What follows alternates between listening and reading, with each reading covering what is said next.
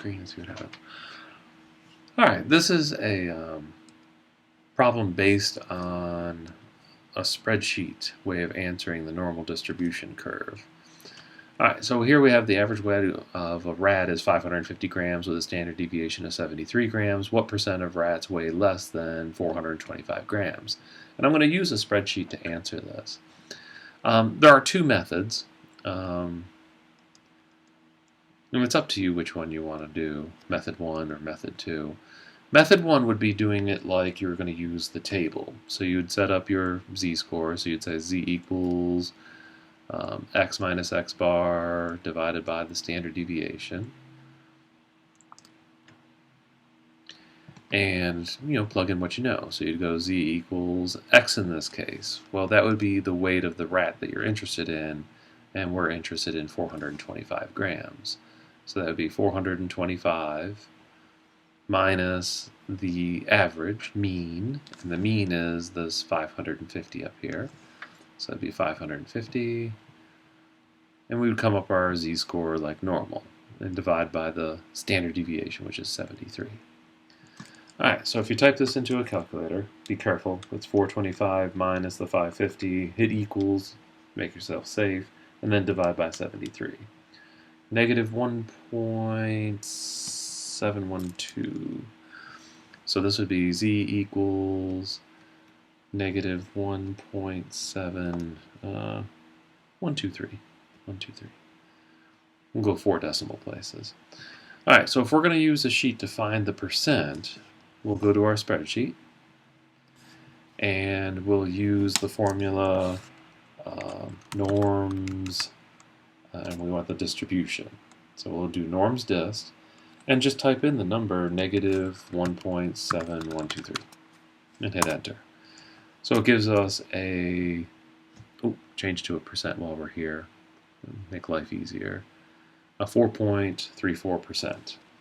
So the answer here would be 4.34% of rats weigh less than 425 grams. That's awesome, except for one problem. You actually have to do the calculation over here. So method 2 is much easier, I think. It's up to you. Method 2 would be take all the information that is here and type it into your spreadsheet. So we're interested in 425. We know the mean is 550, and we know that the standard deviation is 73. So let's see if I can keep that all in my head. So go back to the sheets, and we'll type in NormDist. And the first number we're interested in is 400, I forgot already, 425. Go back here. So 425. The mean of the data was 550. The standard deviation was 73. And we want it to go down. So I put that 1 in there. And it gives us the exact same answer without doing any calculation whatsoever. So NormDist, all you have to do is plug in your numbers and that 1, and you get your answer. NormDist, you actually have to know what the z-score is before you can get to your percentage. Alright, let's try a different one. And I'll do it both ways again. And then eventually I'll just do it the one way. The last problem, I'll do the one way. I'll just leave the problem so I can see it. Alright, so here we have the average weight. It's the exact same thing. But we're interested in the percent of rats that weigh more than 700 grams. So method 1, you would set up your z-score. So you'd go z equals, x is going to be the one we're interested in, 700, minus x bar, which is 550. And we will divide by 73. So we're going to get z is equal to 700 minus 550 divided by 73, 2.0548. 2.0548. Alright, and then we'd go to our spreadsheet. Let me move it over so I can see my number. And It dropped down for some reason. Oh, that's a different sheet. Hold on. There we are. All right, so let's see here. This would be equals NormDist, and the number I want to put in is 2.0548. So this one is saying if we're looking for what percent of rats are above, it's giving me this answer. Now you should know that this answer is wrong, because if we're going above 700 and we're already above the mean, which is 550, 50% of the information is above 550.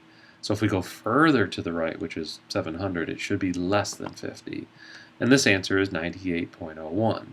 So the problem you have to remember is the normal curve goes to the left. We want it to go to the right. So what you have to do is adjust your formula a little bit by doing the complement, which is 1 minus that. So there's only about 2% of rats that weigh more than 700 grams. Now the one-step process would be to ignore that z-score and type in NormDist.